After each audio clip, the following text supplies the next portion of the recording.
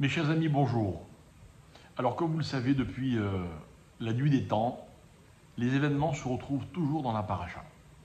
Quand on lit attentivement ce que l'on raconte dans toutes les synagogues du monde, il y a toujours un lien étroit avec ce que l'on vit, avec l'actualité. Dans la paracha de la semaine dernière, paracha de Noach, la Torah nous raconte que Dieu va littéralement éliminer toute la civilisation, toute la population. Et la Torah va donner des raisons. Et notamment, elle va dire « Vatimale haaretz Hamas ». La terre a été remplie de Hamas. Hamas. C'est quoi Hamas? Alors Rashi explique et il dit « Hamas, c'est le vol ». Donc apparemment, le monde a été détruit parce qu'il y avait trop de vols dans le monde. Juste après, la Torah continue, elle dit que Dieu a dit, je cite le verset, « Ketz kol basar ba lefanai ». C'est-à-dire, littéralement, la fin de l'humanité est arrivée. Je ne peux plus les supporter, il y a trop de mal dans le monde, on va devoir les détruire.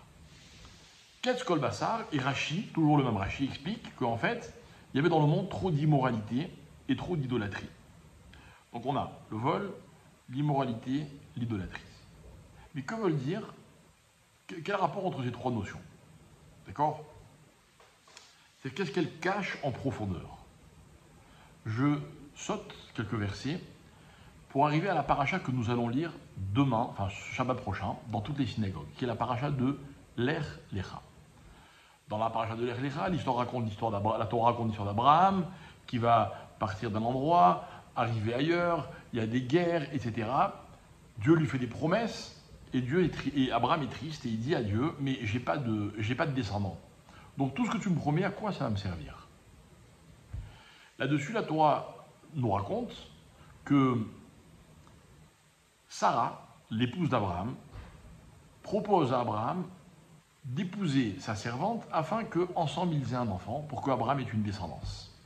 Abraham suit les directives de sa femme. La Torah raconte que dès que Agar tombe enceinte, elle commence à mépriser Sarah. C'est très dur pour Sarah. Elle va se plaindre chez Abraham. Et elle va raconter la colère qu'elle ressent par rapport à la situation et qui est dirigée dans les propos de Sarah contre son mari Abraham. Ça, c'est connu. Quand ça ne va pas, c'est toujours de la faute de sa femme ou de son mari. Quel est le mot qu'elle emploie pour exprimer sa colère? Tenez-vous bien, Hamas. Et elle va lui dire Hamasi Alecha. Rashi explique, c'était quoi la colère de Sarah? Question légitime. C'est Sarah qui a dit à Abraham, épouse ma servante. Pourquoi elle en veut à Abraham? Elle va lui dire deux choses. Elle va dire, premièrement, quand tu as prié pour avoir un enfant, tu as prié pour que toi tu aies un enfant. Si tu avais prié pour que nous ayons un enfant, on l'aurait eu ensemble. Deuxième plainte, raison de la colère de Sarah, elle dit, et ça c'est toujours Rashi, elle dit, quand on me méprise, tu ne prends pas ma défense. On croirait entendre une épouse qui se plaint chez son mari à propos de sa belle-mère. T'as vu ce qu'elle m'a dit et t'as rien dit. Ok. Donc c'est très fort. Sarah, on ne parle pas de petits couples que nous connaissons tous, ou que nous avons été, ou que nous sommes. On parle du patriarche Abraham et de la matriarche Sarah, des géants. De quoi est-ce que l'on parle? Et en fait, Sarah fait un reproche à Abraham. Elle lui dit, tu vois, je ne me suis pas suffisamment sentie importante. Tu ne m'as pas défendu, tu n'as pas prié pour moi. Et c'est vrai que dans l'histoire des relations humaines, et surtout les relations dans les couples, le mot-clé, c'est l'importance. De donner à l'autre l'impression qu'il est important. Pour ça, il faut d'abord ressentir qu'il est important. Quand on donne à l'autre de l'importance, tout est possible. On peut tout arranger, rien n'est grave. Il y a des couples qui sont capables de passer des moments difficiles, mais ils les traversent. Et puis rien ne prend de proportion. Pourquoi? Parce que chacun sait que pour l'autre, il est important. Nous, on va faire une petite synthèse. Le vol, c'est quoi le vol? Alors, il y a deux explications sur le vol. Soit c'est que l'autre, la propriété de l'autre n'est pas importante, je m'approprie ce que je veux. Soit que dans la vie, le voleur est celui qui croit, qui considère qu'il n'a jamais assez, que ce qu'il a ne lui suffit pas. Donc, il va s'approprier ce qui ne lui appartient pas. L'immoralité, c'est la même chose. L'immoralité, c'est celui qui est hanté par une tentation, une envie qu'il ne peut réfréner. Mais si c'est immoral, c'est que cette envie n'était pas véritablement un besoin. Il n'a pas donné d'importance suffisante à ce qu'il possédait, il avait envie d'autre chose. Qu'est-ce que c'est que l'idolâtrie de nos jours? Ce n'est plus de se prosterner devant une idole ou un morceau de bois. L'idolâtrie aujourd'hui, c'est de ne pas accorder à Dieu l'importance qui est la sienne et d'accorder cette importance à d'autres choses. Vous avez des gens pour qui, dans la vie, il y a des tas de choses importantes. Si c'est leur argent, leur corps, ce que vous voulez, leur fierté, plus important que tout. Or, en fait, il n'y a rien de plus important que Dieu. Alors nous, voilà ce qu'on va expliquer. On va dire qu'en fait, le mot Hamas dans la Torah, et on a l'explication grâce à Sarah, c'est l'expression d'une importance qui n'a pas été accordée là où il fallait. On est choqué, on est étonné de ce que malheureusement ces terroristes ont pu faire d'aussi horrible et d'aussi cruel. Mais je vais vous dire quelque chose et j'espère que ça vous donnera de la force pour supporter les critiques que le monde ne manque pas de nous faire à chaque occasion. On veut soi-disant nous associer à ce qui s'est passé en disant nous aussi, eux aussi ils sont cruels, eux aussi ils tirent sur des populations civiles. Chez nous, l'importance accordée à la vie a toujours été primordiale.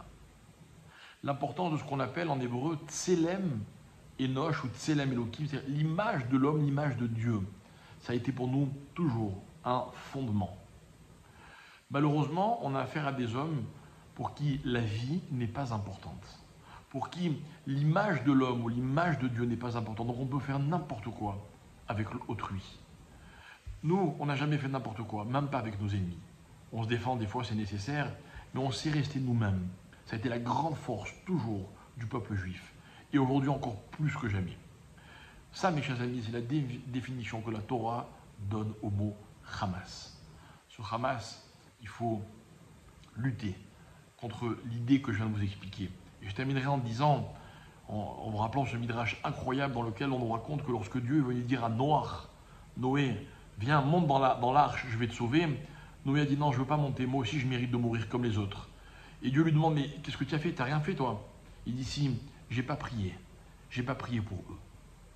Et nos commentateurs vont avoir un petit mot, ils vont dire en fait, il n'a pas donné d'importance à ses frères. C'est vrai que des fois on se critique, parce que peut-être qu'on peut critiquer ceux qui ne sont pas comme nous, qui ont des défauts, on ne doit pas critiquer les autres, parce qu'ils doivent être importants pour nous. Et quand quelqu'un est important et qu'il a un défaut, ou qu'il a un problème, eh ben on prie Hachem, pour que Dieu l'aide dans son problème. Et pour vous donner un exemple, quand malheureusement, dans le peuple juif ou en Israël, il y a des conflits, des désaccords, je parle entre nous, eh bien peut-être que nous devons être conscients que notre rôle, c'est d'abord de prier pour les autres.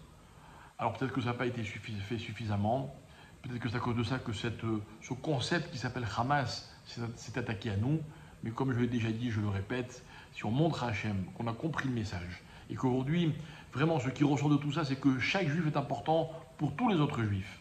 Alors je suis sûr qu'il comprendra que la leçon a été comprise et que tout peut s'arrêter et que de ce mal terrible sortira, je suis sûr, que du bien. Merci beaucoup.